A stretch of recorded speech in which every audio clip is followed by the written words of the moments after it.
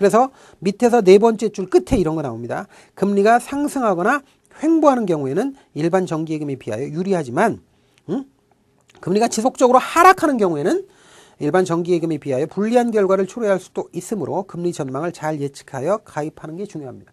그러니까 금리가 지속적으로 상승하면 유리하죠. 근데 떨어지면 불리한 거예요. 자, 다음에 이제 ELD를 보겠습니다. ELD도 역시 아주 일반화된 상품. 그러니까 일반화됐다기보다는 많이 이제 금융기관 종사자들이 많이 익숙한 상품이죠. 두 번째 단락 한번 보죠. 주가지수 연동 정기예금은 일반 정기예금과 달리 이자 부분에 대한 리스크가 있으므로 가입 시 유의해야 된다. 여러분들 이걸 잘 바꿉니다. 어떻게 바뀌느냐면 이자 부분에 대한 리스크가 아니라 원금 부분에 대한 리스크가 있다. 이런 식으로 바꿔요. 근데 ELD는 원금에 대한 리스크는 없습니다.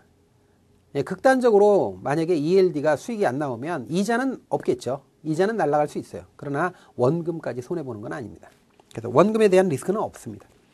그 다음에 종류 있는데요. 이 종류가 다른데 뒷부분에 가면 뭐 펀드 이쪽에 아니면 파생상품 이런 거하고 겹쳐요. 그래서 여러분들이 이제 수익구조 그 표가 아래쪽에 표가 있는데 주가지수 연동 정기예금의 주요 수익구조가 있습니다. 이거 가볍게 읽어보세요. 그냥 상승 수익 추구형, 하락 수익 추구형, 양방향형 이렇게 두 가지가 있습니다. 그래서 콜형, 풋형, 그 다음에 양방향형 이런 식으로 있는데 이거 한번 읽어보시면 되겠습니다. 넘어가세요. 예탁금 한번 보죠. 정기예탁금. 정기예탁금은 신용협동기구. 여러분들 신용협동기구가 뭐죠? 대표적인 게 새마을금고. 그 다음에 농수협 지역조합 있죠? 농협수협 중앙에 말고요. 지역조합 이런 거 있고 그걸 상호금융이라고 그래요. 그 다음에 신협이라는 게 있습니다. 신용협동조합. 이런 게 신용협동기구입니다. 이런 데서 취급하는 거치식 상품으로 은행이 정기금과 유사한 형태의 금융상품이죠. 그래서 정기예금이라고 안 하고 정기예탁금이라고 합니다. 거의 정기금하고 비슷해요. 상품이. 다만 아래 이제 상품 명세에 보면 6번에 보면 예금자 보호가 안 된다는 거 이거 기억을 하셔야 돼요. 그래서 비보호 상품이다. 그러니까 예금보험공사에 가입할 수 있는 금융기관이 아니에요. 신용협동기구는요. 예금보험공사에 가입할 수 없죠. 예금보험공사에 가입할 수 있는 회사는요. 은행, 증권, 보험, 상호저축은행, 종금사 이렇게 5개예요. 5가지 종류고 사실 신용협동기구, 뭐 신협이나 새마을금고는 예금보험공사에 가입할 수 있는 데가 아닙니다. 그러니까 자체적으로 그 새마을금고나 아니면 이런 상호금융 같은 데서 적립금을 마련해 가지고 예금자를 보호해 주는 거예요. 자체 적립금으로 보호해 주는 거지 예금자 보호 제도에 따라서 보호받는 건 아닙니다. 그래서 비보호 상품이라는 거 알아놓으셔야 돼요. 자, 다음에 CD 보겠습니다. 양도성 예금증서. 별 표현 없고요. 이 CD가 잘 나옵니다. 자, CD 한번 보죠. 두 번째 줄에 이런 거 나오죠. 양도성을 부여하여 발행하는 무기명 정기예금증서입니다. 무기명이다 하는 거 알아놓고요. 자, 그 밑에 줄에 보면 3개월에서 1년 이내 목돈을 운용에 적합한 상품이다. 이런 것도 좀 알아놓으시고요. 그 다음에 다음 페이지 보시면 네 번째 줄에 이런 말 나옵니다. 양도성 예금증서는 할인식으로 발행된다. 이렇게 나오는데 여러분들 할인식으로 발행되는 것만 있습니다. 양도성 예금증서는 할인식으로만 발행합니다. 나중에 이표체 형식으로 발행해서 중간에 이자를 준다든가 이런 말 나오면 안 돼요. 무조건 선이자를 떼고 발행하는 거예요. 그러니까 양도성 예금증서는 100% 할인식으로만 발행해요. 그리고 무기명입니다. 그거 좀 생각해 놓으세요. 그러니까 할인식으로 발행되는데 할인식이란 예치기간 동안의 이자를 액면금액에서 할인 떼는 거예요. 미리 떼서 할인하여 발행한 후 만기 시 증서 소지인에게 액면금액을 지급하는 형태로 일종의 선이자 지급식이에요. 그러니까 이자를 먼저 떼는 겁니다. 형태와 유사한 개념이라고 할 수 있다. 양도성 예금증서는 중요합니다. 그래서 중도해지 안 됩니다. 중도해지가 불가능하고 만기 후 이자를 지급하지 않습니다. 그러니까 만기 지나가지고 가져가도 만기까지 이자만 주지 만기 한참 지나서 1년 지나고 2년 지나가지고 나중에 만기 지나가지고 가가지고 그동안에 기간이 있으니까 이자 안 줍니까? 이렇게 얘기하면 소용없어요. 그러니까 만기 후에 이자가 없다고요. 그래서 만기일이 공휴일이 되지 않도록 하여야 하며 정기예금과 달리 비과세 종합저축으로 가입도 안 됩니다. 이게 왜냐하면 비과세 종합저축은 정확하게 누가 비과세 받는지 명확해야 되는데 양도성 예금증서는 서로 양도가 가능한 거잖아요. 중간에 주인이 누군지 알 수가 없죠. 그렇기 때문에 비과세 저축으로는 가입할 수 없습니다. 자, 그 밑에 명세를 보는데 다시 한번 좀 확인하죠. 5번에 이자 지급 방법이 할인식입니다. 중간에 이자를 주지 않습니다. 선이자를 떼고 발행해요. 그 다음에 예금자 보호받지 못한다는 거 알아놓으시고요. 그것도 체크해 놓으세요. 자, 다음에 환매 조건부 채권 RP를 봅니다. RP는 뭐 앞에 쭉 읽어보시고요. 마지막 줄을 한번 보세요. 환매 조건부 채권은 시장 실세금리를 반영하는 금융상품으로 양도성 예금증서와 마찬가지로 예금자 보호법에 의해서 보호되지 않는 금융상품이에요. 예금자 보호 안 돼요. 그러나 금융기관에서 판매하는 환매 조건부 채권의 대상 채권들은 대부분 국채, 지방채, 금융채 등 우량 채권을 대상으로 하므로 안전성이 매우 높다. 예금자 보호는 안 되지만 사실은 국채가 부도나는 경우는 국가가 망하는 경우 빼놓고는 없잖아요. 그러니까 안전성이 되게 높다 그런 얘기죠. 자, 그 다음에 밑으로 쭉 내려서 밑에 두 번째 밑에 줄 만기 후 이자는 지급하지 않습니다. 이것도. 그러나 양도성 예금 증서와는 달리 중도 해지가 가능하면 비과세 종합저축으로 가입도 가능합니다. 이건 중도 해지 가능합니다. 중간에. 자, 그래서 이런 내용도 꼭 체크해 놓으시기 바랍니다. 그래서 아래 6번 보세요. 동그라미 6번 보면 예금자 보호가 안 된다는 거 체크해 놓고요. 그 다음에 기타 사항으로 중도 해지가 가능하다. 요 기억에 요거 알아놓으세요. 자, 다음에 이제 표지어음 봅니다. 표지어음은 covered bill이라고 하는 거예요. CB라고 하는데 CB라는 약자로는 안 쓰고요. 그냥 표지어음이라고 이제 그냥 한글로 표기합니다. 왜 그러냐면 CB 하면 이 CB가 있어요. 상품이 convertible bond라고 전환사채라고 합니다. 이 전환사채를 CB라고 부르기 때문에 우리가 covered bond라는 말이 이게 이제 우리가 표지어음은 이렇게 쓰는데 이걸 CB라고 읽으면 이거랑 헷갈려요. 그래서 표지어음이라는 표현 씁니다. 근데 표지어음하고 발행어음하고 헷갈리면 안 됩니다. 표지어음, 발행어음, 뭐 기업어음 이거 헷갈리면 안 됩니다. 그래서 요거 좀 주의해서 잘 보셔야 돼요.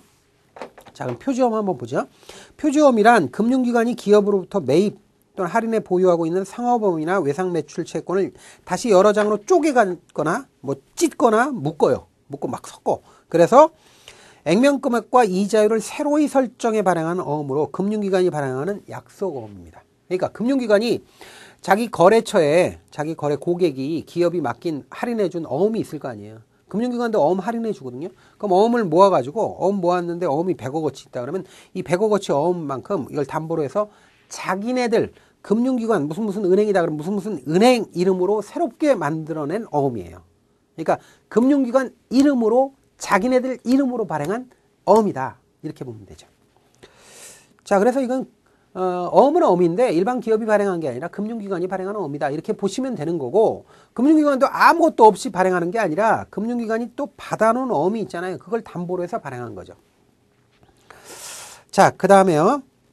여기서 좀 중요한 게 두 번째 단락 보면 표지어음의 발행 기간은 30일 이상으로 하되 원어음의 최장 만기를 초과해 발행할 수는 없다. 중요하다. 이건 중요합니다. 그러니까 원어음이 자기네들이 받아놓은 기업어음이 있을 거 아니에요. 그 어음의 기간보다 더 길게 발행할 수는 없어요. 그 범위 안에서만 발행할 수 있다. 그런 얘기고요. 그 다음에 참고로 발행어음이라는 거하고 헷갈리면 안 됩니다. 밑에서 두 번째 줄에 보면 참고로 이런 말 나와요. 발행어음이란 종금사 또는 증권금융회사가 영업자금 조달을 위해 자체 신용으로 융통어음을 발행하여 일반 투자자에게 매출하는 형식의 실세금리 연동형 금융상품입니다. 그러니까 은행이 발행하는 표지어음과 그 다음에 이렇게 종금사나 증권금융사가 발행하는 발행어음과는 좀 구분해둬야 된다는 거죠. 자, 밑에 명세, 상품 명세에서 5번 이자 지급 방법은 할인식으로 발행합니다. 표지어음을. 그 다음에 예금자 보호법에 의해서는 보호된다. 보호에다가 동그라미 한 다음에 별표. 자, 표지어음은요. 이렇게 CD나 아니면 RP와 다른 건 예금자 보호가 된다는 거예요. 아주 중요합니다. 이거. 아주 중요합니다. 체크해 놓으시고요. 자, 그 다음에 이제 기업어음 보겠습니다. 기업어음은 CP라고 합니다. CP 아주 CP라는 표현으로 많이 쓰죠. 그래서 CP는 커머셜 페이퍼. 그래서 CP라고 합니다. CP. 기업어음. 아주 유명한 상품이에요, 이것도. 자, 근데 이 기업어음은 기업이 직접 발행한 어음이잖아요. 자금 조달을 위해서 발행한 거기 때문에 위험해요. 그걸 생각하면서 두 번째 단락 보죠. 기업어음의 금리는 발행 기업의 신용도에 따라 달라집니다. 그래서 신용등급이 낮은 등급의 기업어음일수록 금리가 높죠. 그러니까 신용등급이 낮으니까 위험하잖아요. 그러니까 금리를 많이 쳐주는 거예요. 고금리로 발행하는 거고요. 근데 기업어음은 예금자 보호법에 의해서 보호받을 수 없는 상품이죠. 이거 투자 상품이고. 그래서 이자 지급 방식은 선이자 지급식, 할인식도 있고 만기이자 지급식, 원가식도 있고 두 종류 있는데 표준과 마찬가지로 중도 해지는 불가능하지만 배서 이한 양도는 가능하다. 그러니까 중도 해지는 안 돼요. 그 기업에 가가지고 이거 돈으로 바꿔주세요. 이거 안 돼. 안 되는데 기업을 배서해가지고 딴 사람한테 넘길 수는 있죠. 양도는 가능하다 이거예요. 어음을. 자, 그래서 거기 이제 신용등급이 참고로 있어요. 다음 페이지 보면 어음의 신용등급이 있는데 A3까지 있고 B, C, D 이렇게 해서 6개 등급입니다. 자, 여기서 투자 등급하고 투기 등급을 보는데 A3까지가 사실은 투자 등급이에요. 그 다음에 B, C, D는 투기 등급이다 이렇게 보시면 되는 거예요. 근데 뭐 참고로 보시면 됩니다. 자, 다음에 이제 기타 금융상품을 보겠습니다. 기타 금융상품. 첫 번째, 주택 청약 관련 금융상품이 있는데, 이게 상당수 이거 버려야 될 게 많아요. 상당수 이거 버려야 될 게 많아요. 청약 관련 상품 보는데요. 청약 관련 상품. 근데 이 청약 관련 상품은요, 뭐가 있냐면, 얘는 청약 통장이라고 보통 일반적으로 얘기하는 건데, 얘는 저축 기능하고요. 그 다음 뭐가 여기 들어가 있냐면 청약 자격이 생겨요. 자, 보세요. 이 청약 관련 상품, 우리가 보통 일반적으로 청약 통장이라고 부르는 거 있죠. 청약 저축, 청약 부금, 청약 예금, 주택 청약 종합저축. 이게 4가지 종류 있거든요. 4가지 종류 있는데 이 청약 통장의 특징은 뭐냐면 청약 통장을 통해서 저축을 하죠. 근데 일정 기간 저축을 하잖아요. 그러면 순위가 결정되면서 청약 자격이 생기는 겁니다. 이 청약 통장에서 청약 자격을 가지고 이렇게 우리가 주택 청약을 하죠. 공동으로 분양을 하지 않습니까? 아파트 공동 분양하잖아요. 그러면 그때 이 자격을 가지고 뺑뺑이 돌려가지고 이렇게 가지고 당첨되면 아파트를 사는 거거든요. 이게 청약 자격이 생긴다고요. 다른 통장은 죽었다 깨나도 통장에 저축을 하고 나서 일정 기간 지나서 청약 자격 주는 거 없어요. 여기만 청약 관련 상품만 청약 자격이 생기는 거예요. 그러면 이런 상품들을 공식적으로 법률적으로는 이걸 뭐라고 그러냐면 입주자 저축이라고 합니다. 입주자 저축. 그런데 입주자 저축의 종류는요. 청약자 다 들어가는데 청약 저축이 있고요. 청약 예금이 있고요. 청약 부금이 있고요. 그 다음에 주택 청약 종합 저축이 있어요. 저축이 있는데 이게 사실 지금 가지고 있는 사람들은 지금 다 살아있기는 해요. 그러나 신규 가입은 이건 안 돼요. 이건. 신규 가입이 안 되고 지금은 이제 종합저축으로만 가입 가능합니다. 이건 신규 가입이 안 된다고요. 지금 있는 건 유지하지만. 그래서 이거 지금 열심히 해가지고 이게 상품이 있는데 이게 신규 가입이 안 되는 상품. 어차피 가입도 못 시키는데 시험에 잘 내겠어요? 그러니까 이 상품이 중요하고 중요하지 않고가 중요한 게 아니라 이게 시험에 나오고 안 나오고 이게 사실 중요하잖아요. 우리 시험에 임박했으니까. 근데 이거를 지금 신규 취급이 안 되는데 이게 시험에 나오겠냐고 이게. 그리고 청약에 관련된 용어라든지 뭐 이런 것들은요. 우리 금융상품이라기보다는 이거는 이제 부동산과 관련돼서 이게 상담할 때 필요한 거죠. 그래서 이것도 그렇게 많이 중시하는 건 아닙니다. 물론 전혀 안 나온다 이렇게 얘기할 수는 없지만 그래서 몇 가지만 중요한 부분 여러분들 읽어보시고 하시면 되는데요. 일단 중요한 부분만 한번 살펴보겠습니다. 여기 상품 중에 요게 가장 중요하죠? 신규 가입되는 거. 주택청약 종합저축 요거 위주로 합니다. 자, 27페이지. 주택 청약 관련 금융상품 개요가 있는데요. 자, 여기서 네 번째 줄 끝에 한번 보세요. 자, 2015년 9월 1일 주택 공급에 관한 규칙이 개정 시행됨에 따라 주택 청약 종합저축을 제외한 나머지 입주자 저축은 신규 가입이 중지됐습니다. 그러니까 얘네들은 가입 못해요, 이제. 그리고 요것만 가입해요. 주택 청약 종합저축. 요것만 가입해요. 2015년 9월 1일부터요. 그러니까 나머지 상품들은 과거에 시험에 많이 언급됐다 하더라도 그건 과거일 뿐이고요. 지금 2015년 9월 1일부터는 사실상 가입이 안 되는 상품. 이거 설명할 이유도 별로 없잖아요. 가입이 안 되는데. 그래서 중요도는 이제 거의 많이 떨어졌다. 정말 많이 떨어졌다. 이렇게 볼 수 있죠. 자, 그 다음에요. 그 밑에 두 번째 줄에 보면 이런 게 있습니다. 주택 청약 관련 금융상품은 주택 청약 종합저축과 기존 취급했던 청약 예금, 부금, 저축을 포함하여 전 금융기관에 걸쳐 한 사람이 한 계좌만 됩니다. 그러니까 청약 관련 통장은 지금 청약 저축, 부금, 예금은 아예 신규 가입이 안 되니까 통장 하나만 개설할 수 있다고요. 하나만. 그러니까 나는 뭐 하나은행 가서 하나 가입하고 뭐 신한은행에서 또 하나 가입하고 우리은행에서 또 하나 계좌 트고 이거 안 된다는 거예요. 그러니까 1인 1계좌만 가능하다. 전 금융기관을 통틀어서 요거 알아놓으시고요. 자, 다음에 이제 종류가 나오는데 종류가 그렇다는 얘기죠. 종합저축, 예금, 부금 뭐 이런 거 있는데 이게 크게 중요한 게 아니죠, 이제. 그래서 주택청약 종합저축을 위주로 보면 된다 안 하는 거죠. 그러면 종합저축은요. 뭐 여러 가지 뭐 요건 같은 거, 특성 같은 거 있어요. 근데 이게 정리가 돼 있는 게 이게 이제 29페이지에 있으니까 29페이지 하단에 동그라미 1번부터 쭉 해가지고 7번까지 있지 않습니까? 요거 위주로 보시면 된다는 거죠.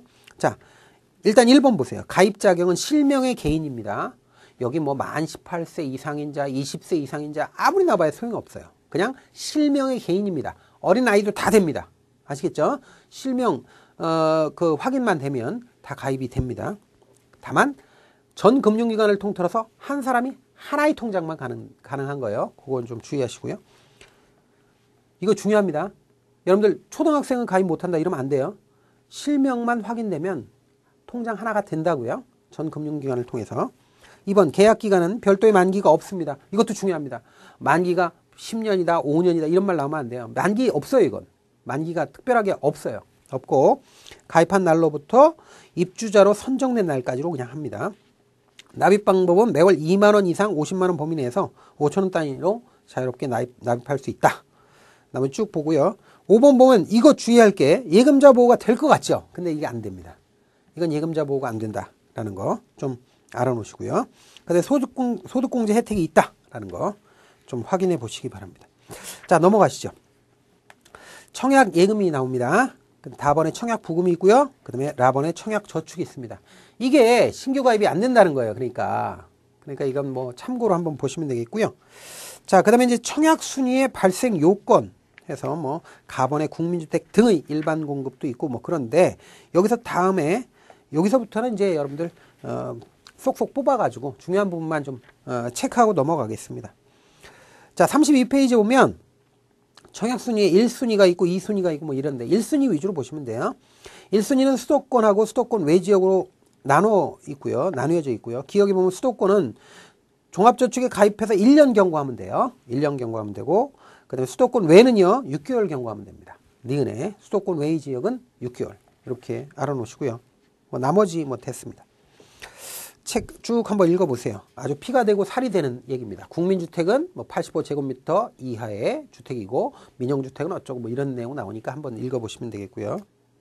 자, 그 다음에 주요 제도가 있습니다. 1-4에 주택 청약 관련 주요 제도 이해가 있는데 뭐 이것도 역시 뭐 알아두면 다 좋은 거죠. 그래서 쭉 한번 읽어보고요. 여기서 용어 몇 개 좀 알아놓죠. 35페이지에 보시면 자, 동그라미 1번 나옵니다. 세대주가 뭐냐 하는 거. 세대주란 있는데 읽어보시고요. 그 다음에 2번 보면 무주택 세대 구성원이 뭔지 이건 좀 읽어보시면 되겠습니다. 청약 가점제 이런 것도 알아두면 우리가 사는데 아주 도움이 많이 되는 겁니다. 근데 이걸 표를 뭐 블랭크를 쳐가지고 뭐 시험에 내거나 이러면 좀 째째하죠. 넘어가시죠. 36페이지 보시죠. 채권 상품 봅니다. 채권 상품에 이제 대표적인 게 후순위채가 있습니다. 후순위채 한번 보죠. 후순위 채권이란 채권 발행 회사가 다른 채무를 우선 변제하고 자녀 재산이 있는 경우 해당 채무를 후순위로 상환하기로 약정되어 있는 채권이다. 그러니까 채권도 선순위채, 후순위채 이렇게 나눠서 발행할 수 있는데 선순위채는 이제 자녀 재산 중에 먼저 원리금을 지급하는 건 선순위채고 나중에 지급하는 건 후순위채죠. 그래서 후순위채는 이게 선순위채보다 위험하지 않습니까? 위험하니까 선순위채보다는 금리가 높은 거예요. 상대적으로 수익률이 좋은 겁니다. 자, 그 다음에요. 거기서 밑으로 네 번째 줄 보면 후순위 채권의 경우 BIS 비율 산정 시 자기 자본에 포함시킵니다. 아, 이거 놀라운 일이죠. 사실 별로 안 놀라시겠지만 이게 사실 놀라운 일입니다. 왜냐하면 자기 자본 비율에 들어간다는 게 이게 자기 자본이 아니거든요. 채권은 자기 자본이 아니잖아요. 근데 일단 자기 자본에 포함시킨다는 거죠. 그래서 은행이 재무 비율을 개선할 수 있기 때문에 필요시 일반 채권이나 정기예금보다는 다소 높은 금리의 후순위 채권을 발행하여 자금 조달, 조금이 아니라 자금 조달이죠. 자금 조달 및 재무 구조를 개선하는 용도로 쓰고요.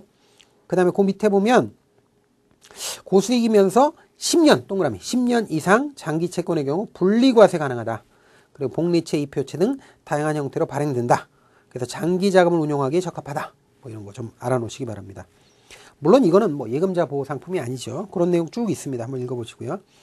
자, 그 다음에 이제 산금채를 보겠습니다. 산업금융채권.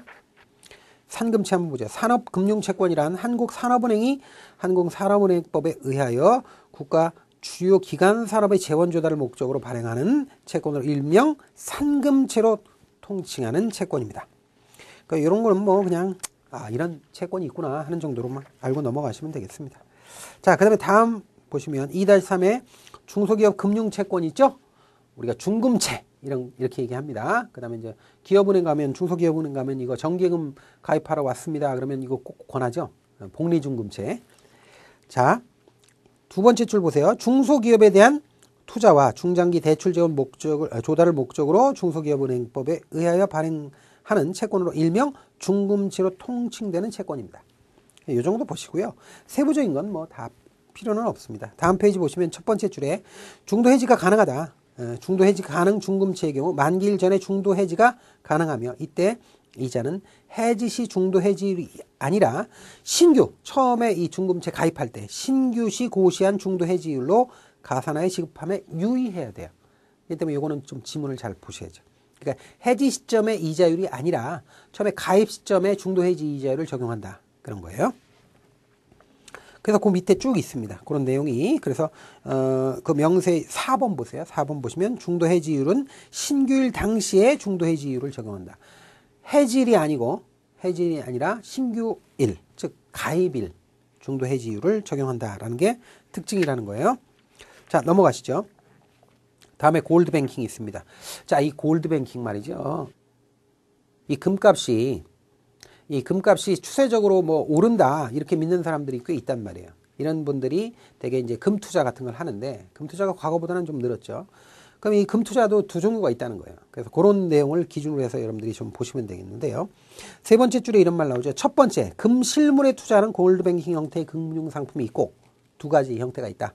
금 투자는. 두 번째는 금 실물은 보유하지 않으면서 금 가격에 투자하는 골드뱅킹 형태의 금융 상품이 있다는 거예요. 두 가지가 있다. 실물에 투자하는 게 있고 그다음에 금 가격에 투자하는 게 있어요. 이 실물에 투자하는 거는 진짜로 실물금, 우리가 보통 피지컬 골드라고 그러죠. 피지컬 골드. 그다음에 금 가격에 투자하는 건 금 선물 같은 데 투자하는 거거든요. 요건 페이퍼 골드예요. 종이금. 그러니까 실물금은 이제 피지컬 골드라고 그러고 그다음에 이제 종이금, 금 가격에 투자하는 건 종이금이니까 페이퍼 골드라고 그래요. 이 두 가지 형태가 있다는 거죠. 그래서 그 옆에 그렇지만 금 실물에 투자하는 형태의 경우에는 금 실물 거래에 따른 부가가치세 문제가 발생해요. 그러니까 금을 직접 사는 거니까 형식적으로. 그러니까 이때는 우리나라의 경우엔 금은 화폐로 취급하지 않습니다. 화폐로 보지 않고 상품으로 봐요. 그러니까 상품을 살 때는 부가세를 내죠. 10%. 이 부가가치세 문제가 생겨요. 반면 단순하게 금 가격에 투자한다라고 하면 이건 금융상품이니까 부가가치세 문제가 발생하지 않고 금 매매 차익에 대해서 배당소득세가 부과된다 하는 게 특징이라는 거예요. 결국 금 가격에 투자하는 골드뱅킹은 금과 관련된 펀드 상품과 유사하다. 그러니까 금 가격에 투자하는 건 사실은 금 실물에 투자하는 거 아니잖아요. 그러니까 이 페이퍼 골드에 투자하는 거니까 이거는 일종의 금 펀드다 이렇게 보시면 된다라는 거죠. 이거는 이제 부가가치세는 안 내요. 부가가치세는 안 내고 그냥 다만 금 가격이 오르면 그 매매 차익에 대해서는 배당소득세로 과세한다. 이런 거 좀 알아놓으시고요. 그다음에 뭐 거래할 때 단위가 되는 게 금 1트로이언스다 뭐 이런 거 나오고 하는데 뭐 트로이언스는 뭐 31.1g이거든요. 뭐 그 정도, 그러니까 그 정도만 그냥 알아놓으시면 되겠습니다. 참고로 한번 읽어보세요. 그 밑에는. 자, 그 다음에 이제 따끈따끈한 상품입니다. ISA입니다. ISA. 이거는 송두리째 한 페이지밖에 안 됩니다. 완벽하게 다 읽어놓으셔야 돼요. ISA 정말 중요하죠. 이거 거의 뭐 출제를 하는 사람은 이걸 꼭 내려고 아주 그냥 벼를 겁니다. 개인종합자산관리계좌 ISA 봅니다. 자, 두 번째 줄. 하나의 통장 안에서 펀드, ELS, 예금, 적금 등 다양한 금융상품으로 포트폴리오를 구성하여 운영한 후 운용기간 중 발생한 손익을 통산하여 순소득 중 일정 한도까지 과세 특례 혜택을 부여하는 종합자산관리형 상품이다. 이거 아주 중요한 특성이고요. 자, 그 다음에 중요한 건 뭐 다 읽어보셔야 돼요. 다 읽어보셔야 되는 중요한 것만 봅니다. 그 밑에 세 번째 줄 보세요. 매년 과세하지 않고 보유기간 동안 손익을 합산해 펀드를 환매할 때 한꺼번에 일괄 과세해요. 매년 세금을 떼는 게 아닙니다. 이게 아주 중요한 특징이고요. 그 밑에 줄에 보면 해외 주식형 펀드의 경우 해외 주식 투자 전용 펀드를 통해 별도 비과세 혜택을 볼 수 있기 때문에 개인종합자산관리계좌의 편입 대상에서는 제외하는 것이 효과적인 세테크 방법이다. 이 정도 알아놓으세요. 뭐 세테크 세금 절약하기 위해서 이렇게 따로따로 별도로 해가지고 그 편입 대상에서 제외해서 관리하는 게 더 옳다라는 거죠. 자, 지금 표도 아주 중요합니다. 표도 중요한데 가입 대상 보면 뭐 가입 대상은 읽어보시고요. 그 다음에 의무 납입 기간이 5년이라는 거 꼭 기억해야 돼요. 최소 5년이다. 다만 5천만 원 이하 근로자 또는 종합소득금액 3,500만 원 이하의 사업자 관련 법령에 의한 그 다음에 사업자 및 관련 법령에 의한 청년 근로자에 해당하는 경우에 의무 납입 기한이 3년입니다. 요거 단서로 꼭 알아놔야 되고 연간 납입 한도는 2천만 원, 최대 1억까지다. 요 정도 챙겨 놓으세요. 나머지 세제 혜택을 또 읽어보세요. 자, 이렇게 해서 ISA까지 했고요. 자, 그러면 우리가 연습 문제 한번 보죠. 연습 문제 보시면 43페이지에 5문제가 있습니다. 한번 보죠. 1번. 금융상품을 선택함에 있어 수익성의 기준이 되는 수익률은 뭐죠? 우리가 처음 수업할 때 수업 앞부분에 했죠? 실효 수익률이죠. 그래서 2번이 답입니다. 2번 보겠습니다. 다음 중 입출금이 자유로운 상품의 종류가 아닌 것은? 자, 여러분들 이거는 기억에 잔상이 남아있을 텐데요. 그러니까 입출금이 자유로운 상품은 그냥 요구불 예금입니다. 여기에 CMA 하나 추가했을 뿐입니다. 그럼 여기서 눈에 탁 걸리는 거 뭐예요? 정기예금이죠. 정기예금은 거치식 상품이지 않습니까? 그래서 3번이 답이죠. 3번 보겠습니다. 예금자 보호법에 의한 보호대상 상품이 아닌 것은? 금융상품이 아닌 건 뭐냐?